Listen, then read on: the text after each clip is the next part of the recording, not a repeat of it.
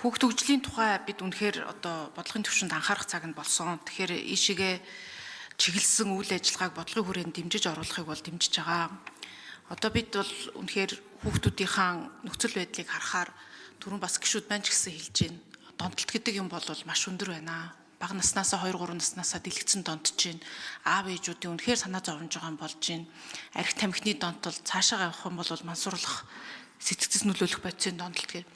Тэгээ энэ чинь гол асуудал нь юу юм бэ? Яаж шийдэм бэ гэхээр ерөөсөө л хүүхэд чөлөө цагаа зөв одоо өнгөрүүлэхтэй хөгжих энэ боломж орон зайг нь нээхгүй болвол ийм л юм руу яваад идэг. Тэгээ энийг бас илүү юм бүтээлчээр зохион байгуулалтын хувьд ингэж хийе гэдэг юм хуулийн төсөл орж ирж байна гэж харж байгаа. Энэ хүүхдийнхээ хөгжлийг бид үнэхээр анхаарахгүй бол 3.5 сая хүн амтай бид нар. Тэгээ одоо ингээд яг энэ олон нийтийнхээ эрх ашиг, хүүхдийнхээ эрх ашигыг хамгаалсан хууль тогтоомж гаргая, чангалая гэдэг ингээд ерөөсөө энэ нь ингээд улсын хурлын хэмжээнд бодлого нь явж өгдөггүй. Энд бид нар хүүхдийнхээ илүү харж гинүү, бизнесийг нь илүү харж гинүү гэдэг үнэхээр би бол дотроо асуудыг яг иймэрхүү чиглэлийн одоо бодлого төлөвлөлтийг харахаар миний бодлоор зүгээр бизнес эрхлэгчдийн юм уу одоо өөр бусад ашиг сонирхолтод дийлээд явахгүй байх шиг байгаа. Тэгээ энэ бол нөгөө хүүхдүүдэд бид нар яг энэ чөлөө цагийн зөв өнгөрүүлдэг сургалт хөтөлбөртэй болгож оролцуулдаг баяа гэдэг энэ санаа зөвөө. Тэгээ энэ утгаар нь дэмжиж байгаа. Хууль дээр бол асуух нэг хоёр тодруулах юм байна л да. Нэгдүгээр энэ хуулийг одоо яг ингээд хэрэгжүүлээд 9 чиглэлээр ийм сургалт хөтөлбөр хийн гэж байна. Энийх нь ингээд мөнгө төсвийг нь улсаас бол дэмжлэг үзүүлнэ гэж байна. Тэгээ нэг хүүхэд бол жилд 6 сараас доошгүй хугацаанд бол хамрагдах боломжийг хангана гэж байна. За 6-аас 18 насны хүүхдүүд хамрагдах юм байна гэж ойлгож байгаа. Тэгэхээр хүүхдүүдтэй бид нар яг одоо энийг хэрэгжилтийг хангаа явахын тулд төсвийн одоо хувьд жилд хэдийг төлөвлөнө гэж та бүхэн ер нь тооцож байгаа юм бэ? Энэ нөгөө яг хэдийн дэмжлэг гаргах нь төрөөстэй үүрэг болгож ингэж гаргах нь тодорхойгүй байгаа байхгүй юу? Сарда 50000 гарах гэдэг юм уу, 50000 гарах гэдэг юм уу, 500,000 гарах гэдэг юм уу? Энэ тооцооллоо бид нар харж ээж энэ боломж хэрэгжилт нь яах юм, яг энэ төсвийн хөрөнгө оруулалт бишээ энэ баялагын сан юу гэдэг их усруудыг нь яах гэдэг илүү наривчлах гэдэг юм. Тэгэхээр энэний тооцоолол хэдий гэж бодож байгаа яагаад хуультай тусгаагүй вэ гэдгийг нэгдүгээрт асууя. Хоёрдугаарт яг хөө ингээд харахаар хүүхэд хөгжлийн төв дээр ингээд төвлөрсөн юм л байх юм шиг байна.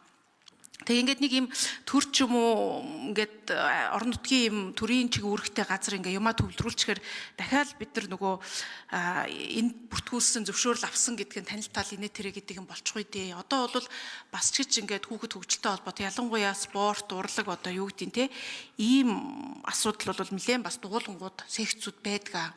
Энэ хувийн хвшлүүдэд шууд одоо те боломжийг нь олгох байдал дээр ямар зохицуулт орж ирэх юм. Тэрийг нь яг энэ спортын чиглэлээрч гэдэг юм уу, соёл урлагийн чиглэлээр гэдэг юмыг нь энэ хүүхдүүдтэй өхийн тулд ямар процесс байх юм? Мөнгийг нь аймаг дүүргийн засаг дарга нь ингэж би энтэй гэрээ энэ дугуулантай гэрээ хийхгүй гэдэг юм байх юм уу? Эсвэл хүүхдүүдтэй ерөөсөө эрхийг нь хэдэн мянга байх юм, тэр 50,000 байх юм уу, 100,000 байх уу, ваучер байх юм уу? Тэрүүгээр нөгөөд энд нь хамрагдах боломжийг нь олгох юм уу? Ингэж бид нар нөгөө хүртээмжийг нь харахгүй бол дахиад нэг төрийн байгууллага даргын үзмжээс хамаарсан тэнд төвлөрсөн зөвшөөрлөөс хамаарсан ийм юм болчих үедээ гэдэг нэг юм болгоомжлоо. Тэгэхээр энэ хоёр асуудал дээр хариулт авъя.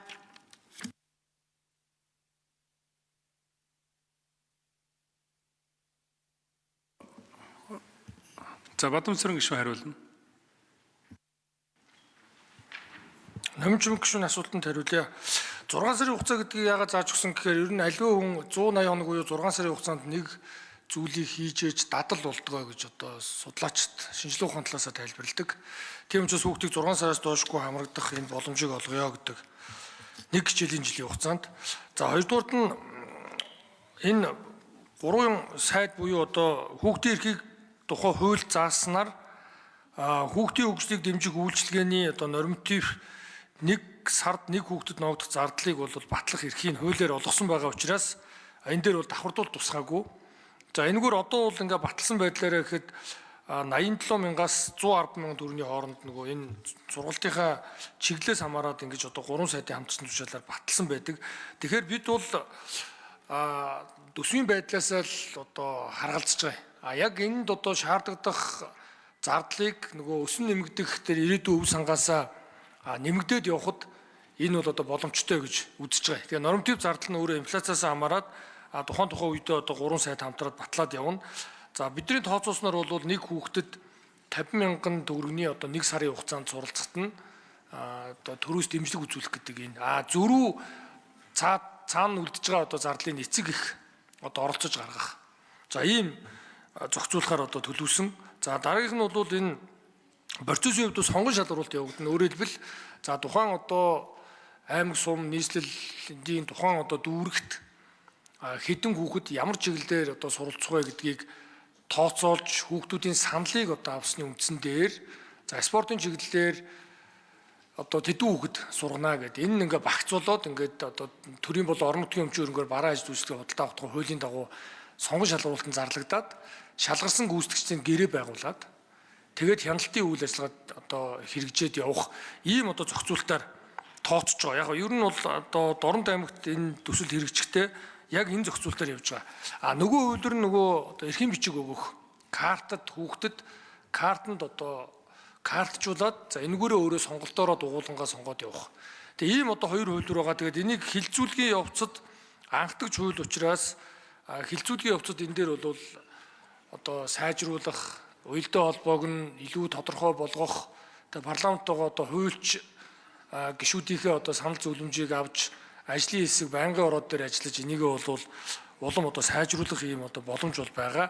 Юутэйч анхдагч хууль хүүхдийн хөгжлийг дэмжих ийм наривчилсан одоо зорилго руу явж байгаа хууль учраас энийг хэлцэг хэсгээ шийдвэрлэсний дараа практик болон за одоо хууль эрх зүйн хувьд нь уялдаа холбоог нь хангаад ингээд одоо хэлцэх сайжруулах одоо бүрэн боломжтой гэж үзэж байгаа.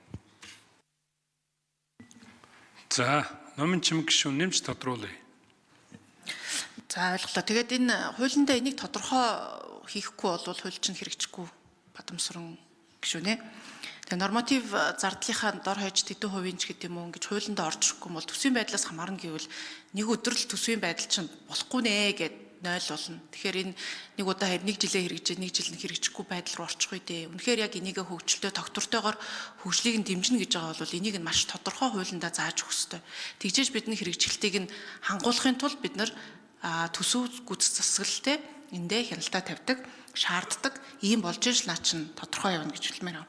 Тэгээ хоёрдугаарт хөдөө орон нутаг болон одоо хотын байдал өөр хүн амын төвлөрлөг эдийн засгийн идэвхжил эдгээр нь өөр учраас магадгүй хөдөө орон нутаг тендер мендерээрээ яваад ингээд нэг тусгаасан тий зөвхөн тэр сумын ч үгүй юм аймгийн хүүхдүүд яхад ийм одоо секцийг гаргаж болох. Хотод бол олон секц байгаа. Тэгээ тэн дээр нь бол заавал тендер мендер гэж заваарлахгүй ер нь байгаад нь оролцох боломжийг нээлттэй өгөх хэрэгтэй.